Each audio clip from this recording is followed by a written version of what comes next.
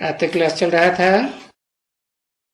16 जनवरी 1968 मंगलवार को दूसरे पेज के मध्यांश में बात चल रही थी ज्ञान, भक्ति और वैराग्य।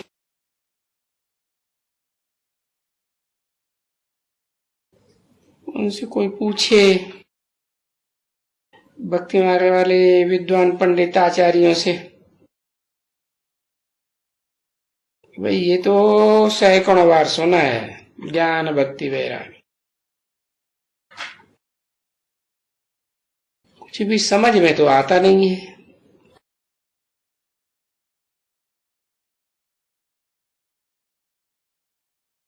तो वो खुद ही नहीं जानते तो पूछेंगे कैसे।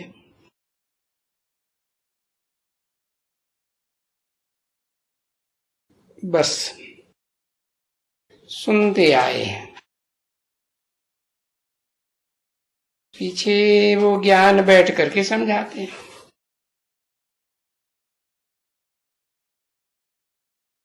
अभी तो तुम बच्चे बिल्कुल समझ गए हो कि भक्ति अलग चीज, ज्ञान बिल्कुल अलग, और ज्ञान देने वाला भी एक ही है। भक्ति अनेकों से आती है।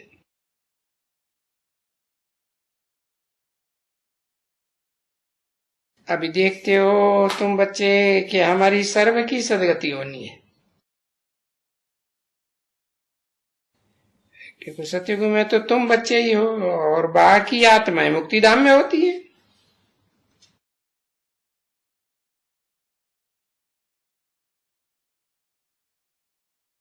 तो बस तुम्हारे लिए तो सुख ही सुख है, और उनके लिए शांति धाम। पहले शांति, फिर बाद में नंबरवार सुख।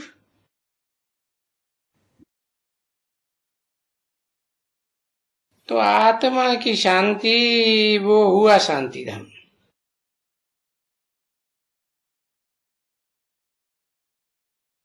फिर इसमें शांति को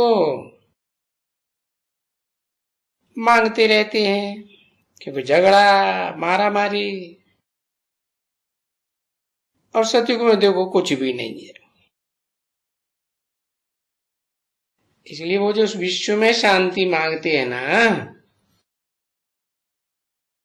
मांगते तो ठीक है, परंतु सारे विश्व में तो शांति विश्व का बाप ही स्थापन कर सकते हैं ना।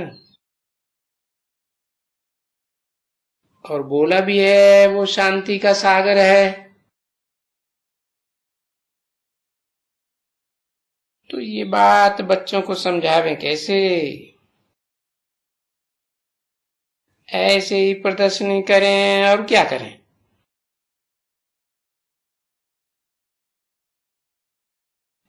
वो गवर्नमेंट हाउस में भी तुम बच्चों ने भले प्रदर्शनी की,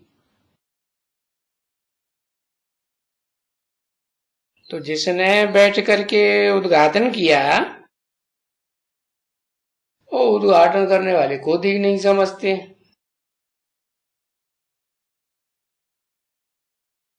कि अच्छा करते हैं, क्या अच्छा करते हैं।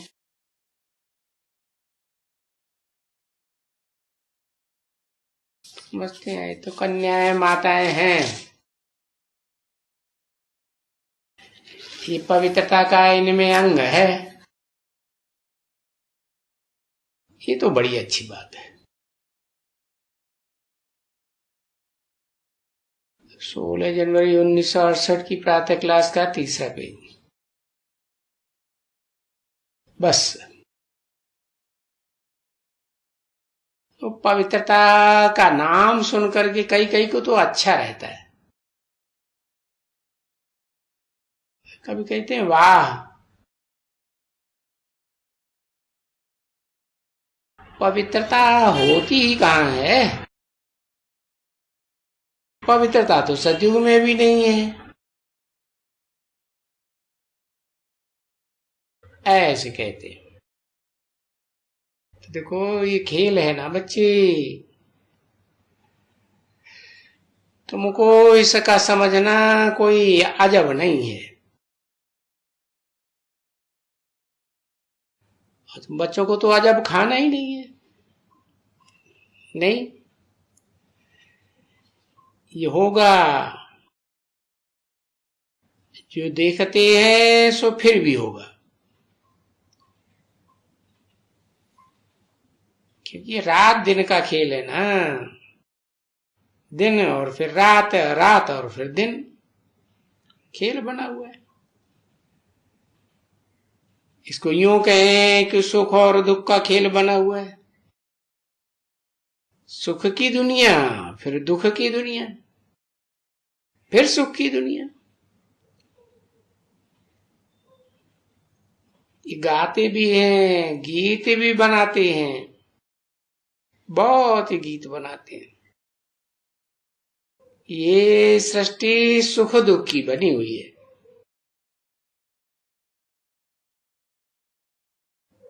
अभी सुख कब है, दुख कब है, दोनों को पता नहीं है। तुम बच्चों को तो बाप ने समझाई दिया है, और समझने में कोई बात में बच्चों को तकलीफ होती हो तो बाबा को चिट्ठी भी लिख सकते हैं, और डायरेक्ट चिट्ठी लिख सकते हैं।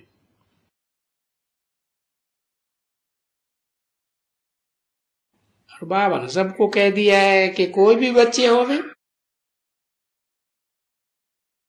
ब्राह्मण के पास या कोई भी सेंटर में हो और अपने दिल की बात पूछना चाहते हैं तो बाबा से डायरेक्ट पूछने के लिए, डायरेक्ट लिखने के लिए कोई भी ब्राह्मण ही मना नहीं कर सकती है कि मेरे से पूछे बगैर तुम चिट्ठी क्यों लिखते हो बाबा को, और लिखते हो तो मेरे दिखलाए बगैर तुम कोई भी पत्र नहीं लिख सकते।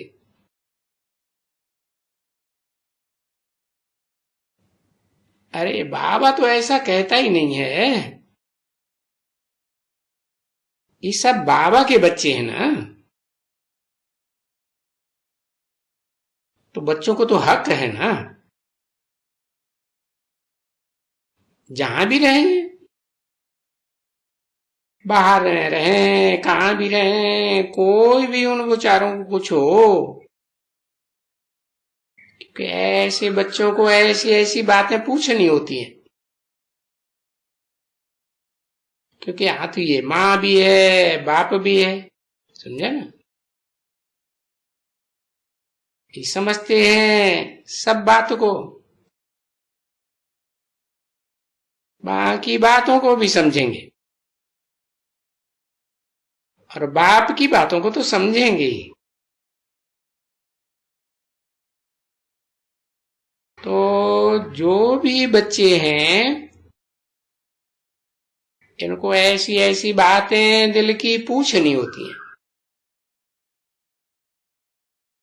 और वो दिल की बातें माताओं कन्याओं से नहीं पूछ सकते। तो सबको हुक्म है, जिसको भी चाहे डायरेक्ट लिखें। बाप के बच्चे हैं ना, घर में हैं, आश्रम में आते हैं, कुछ भी हैं, जिसको भी चाहिए सो बाबा से कोई भी बात लिख करके पूछ सकते हैं।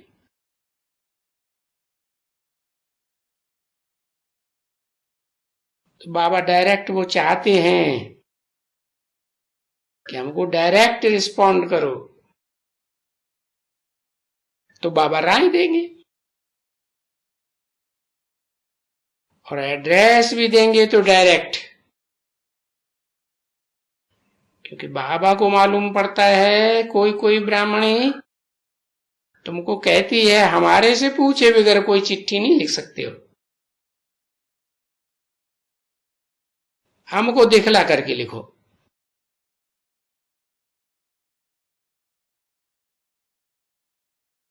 क्योंकि बाबा को मालूम कैसे पड़े ये ब्राह्मणी अच्छी है, टीचर अच्छी है। ये तो सुप्रीम टीचर है ना, तो जो अच्छा ही है, समझाते हैं, कोई को तंग नहीं करते हैं।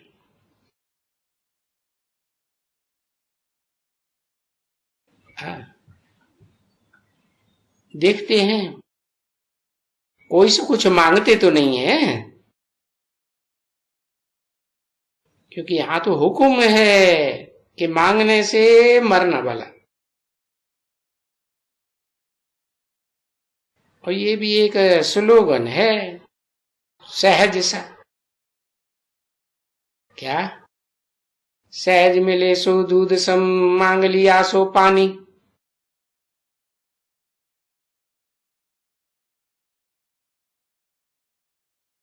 और खींच के ले लिया सो खून बराबर।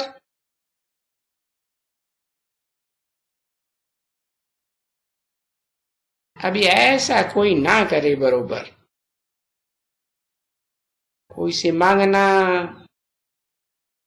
और अगर कोई नहीं देता है तो उनसे थोड़ी थोड़ी घिच घिच करना। अरे एक तो मांगना ही नहीं है, एकदम कायदा नहीं है कोई से मांगने का,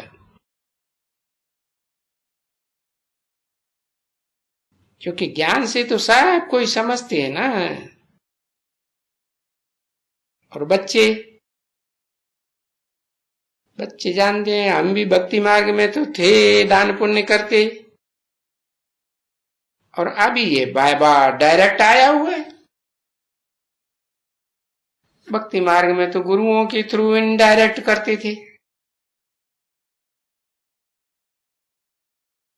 तो बाबा डायरेक्ट आया हुआ है, तो क्या करने आए हैं? तो बाबा यहाँ भारत को हेवन बनाने के लिए आए,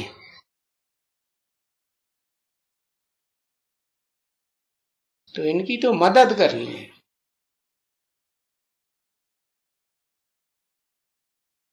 और वहां भक्ति मार्ग में हेवन तो नहीं बनाते हैं। और वो तो जो कुछ भी पाए पैसे का देते हैं, वो फिर दूसरे जन्म में अल्पकाल के लिए मिल जाता है, क्षणभंग और सुख मिलता है। वो भी नसीब में होगा तो मिलेगा, नहीं तो नहीं।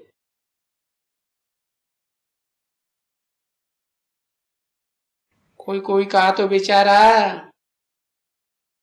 है, सुख की आस में मर भी जाते हैं, ऐसे भी होता है। या तो बाप कहते हैं कि बच्चे, ये सब जो भी तुम्हारी मिल्कियत है, धन दान सब है, और इसमें जितना देरी पड़ती जाती है, नजदीक तो आते जाते हैं। ये समझना चाहिए कि हम अभी विकार में जाके क्या करेगा।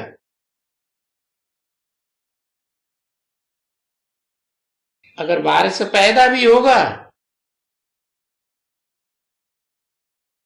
बस वो तो 8-9 बरस में मर ही जाएगा ना, विनाश हो जाएगा।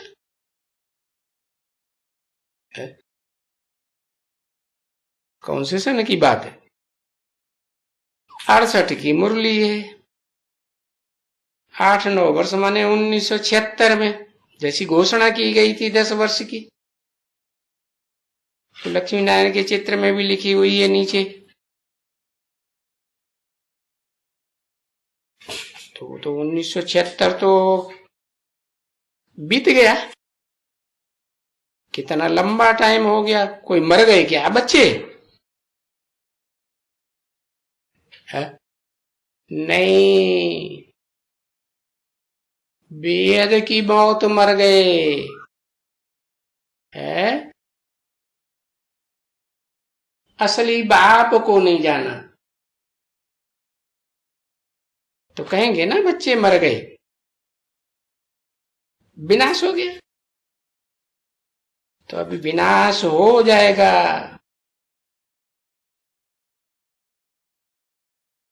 तो जब विनाश हो जाएगा तो फिर हम ये पैसा किसके लिए रखें? समझे? पैसा रखें सो रखें किसके लिए? और बारिश जो पैदा होगा वो भी छोटा होगा, और फिर तो ये दुनिया ही खत्म हो जाएगी। तो फिर हम मिल्कियत के लिए बारिश क्यों मांगे? इसलिए बाप कहते हैं पवित्र बनना अच्छा है, क्योंकि एक तो बारिश मांगे फिर मोह ममत्व बढ़ जाएगा, और फिर उसके पीछे एकदम प्राण भी दे देते हैं। कई तो चरिये हो जाते हैं, कोई कोई है ऐसे जो पागल ही बन जाते हैं। बच्चा मर गया, बीमार पड़ गया है, तो चरिये चरिये खरिये एकदम पागल। ऐसा बाबा के तो बहुत देखे हुए हैं। परंतु अब तो बाबा कहते हैं कि बाकी हैं ही 8-9 वर्ष है। हाँ, चलिए खरिए माने पागल। अच्छा, बच्चा भी क्या करेंगे? अरे वो बच्चा भी कोई काम का नहीं होगा। तो फिर क्या होगा तुम्हारी मिल्कियत का? वो मिल्कियत अभी सारी खत्म हो जाएगी। 16/1/1968 मंगलवार को प्रातः क्लास का चौथा पेज। तो ये सब जो भी हैं घर बार है, ये देखो कितने होंगे, और होने का क्या है? थोड़ा जरा दूर अंदेशी से देखो, देखते रहो। तो विनाश के पहले हम बाबा से वर्षा तो ले ले में, विनाश से पहले। विनाश की घोषणा सन 1976 की है। वर्षा कौन सा ले ले में जी? है, भूल गए? है लक्ष्मी नारायण, नर से नारायण और नारी से लक्ष्मी बनने का वर्षा तो ले ले ना। अच्छी तरह से बुद्धि में बैठ जावे ना। तो देखो, वर्षा लेने के लिए फिर बाबा कहते हैं कि अभी तुमको तो अकेला आए, क्योंकि कोई धन लेकर के थोड़े ही वहां आएंगे। और जब इस दुनिया में आए थे तो कोई धन लेकर के आए थे? नहीं, अकेले आए थे और अकेले ही तुमको वापस जाना।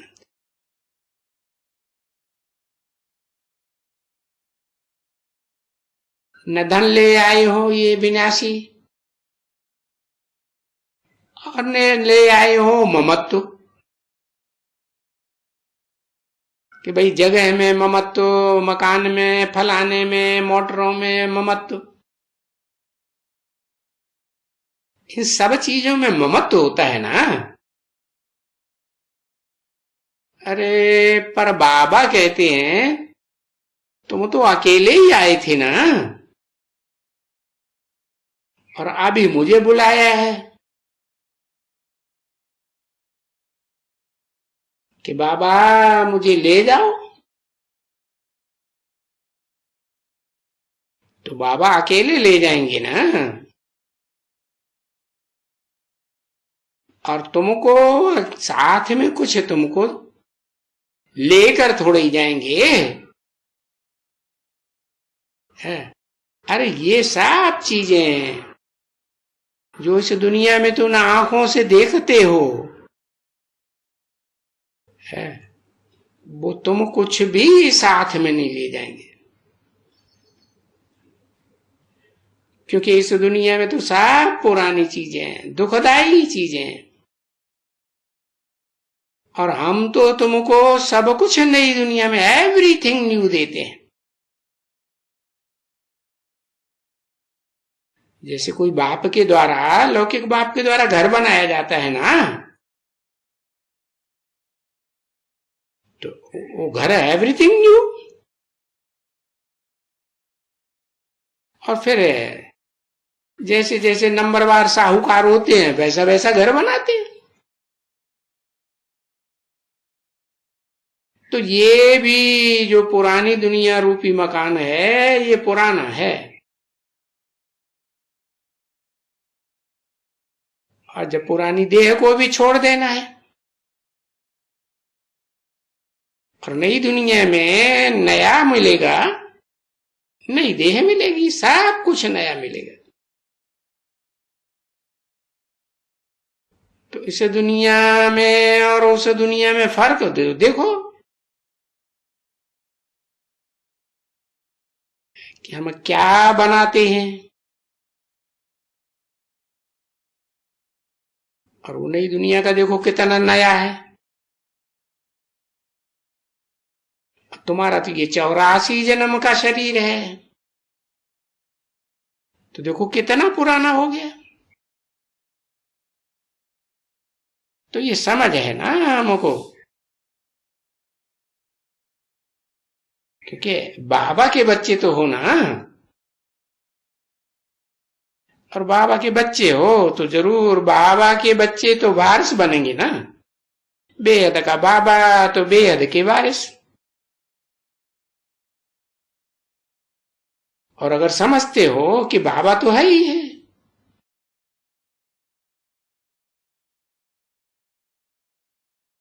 और वो अपना वारिस है, वो तो पद ले ही लेते हैं, तो हम भी तो वारिस हैं, हमको भी तो लेना है ना। तो फॉलो करना होता है, फॉलो करने होते हैं अपने कर्म। कर्म अच्छे कर्म करने में, बुरे कर्म करने में देखा तो जाता है ना, तभी देखते हो ये तो अच्छा ही कर्म करते हैं, है, क्योंकि जो बाबा बैठा हुआ है वो तो अच्छा ही कर्म कराते हैं ना। क्या अच्छा कर्म? बस नई दुनिया की स्थापना के लिए, नई दुनिया का संगठन बनाने के लिए सेवा ही सेवा, रात दिन सेवा। जैसे बाप को भी रात दिन की सेवा है ना। क्यों आए हैं यहां पराए देश में? अरे बाप आए ही है सर्विस करने के लिए। बाबा कहते हैं मैं सर्विस करने आया हुआ हूं। पतितों को जैसे हॉस्पिटल होती है ना, तो हॉस्पिटल में सर्जन क्या करते हैं, तो ये भी बेहद का सर्जन है ना बच्ची। वो तो एक जन्म की, उसमें भी थोड़े टाइम वो सर्जरी चलती है, फिर पुरानी हो जाती है। और बाप तो तुम्हारी 21 जन्म के लिए सर्जरी कर देते हैं। तो ये बाप को कहा ही जाता है अविनाशी सर्जन।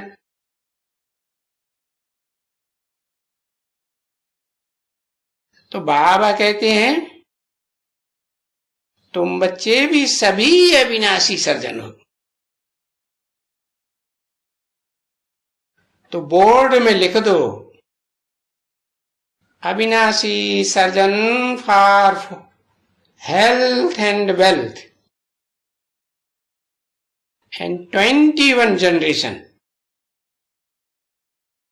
For 21 generation. उसमें हेल्थ भी, वेल्थ भी एंड हैप्पीनेस भी। तो ऐसा ऐसा बोर्ड कोई न कोई किस्म के बोर्ड लगा ही दो। तो बोलो, हम तुमको फिर सत्युग की बादशाही देते हैं। अब तो इस कली की दुनिया में, इस दुनिया को खलास करने के लिए एटम बम तो बन ही चुकी, ये दुनिया खलास होने वाली है। और इस दुनिया में हेल्थ भी नहीं, वेल्थ भी नहीं, तो फिर हैप्पीनेस भी नहीं।